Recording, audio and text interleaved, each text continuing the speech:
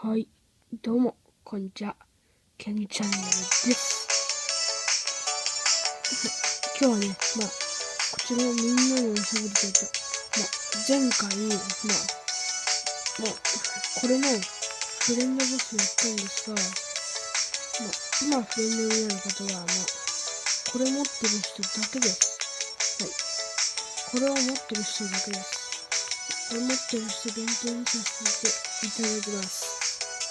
はい。じゃあ、スタートしていきます。これ結構時間かかりますよね。もう持ってる人だけわかると思うんですけど。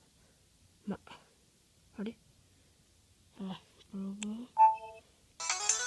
トワークは利用できません。あれなんで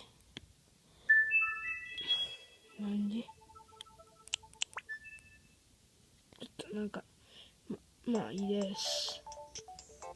フレンドコードの方。はい。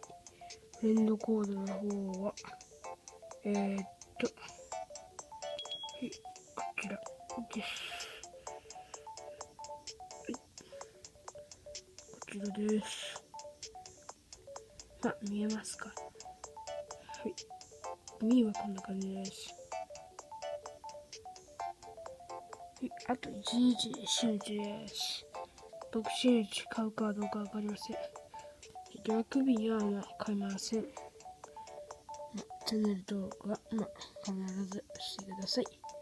してない方はね、不励行を受けさせていただきます。では、さよなら。チャンネル登録よろしくお願いします。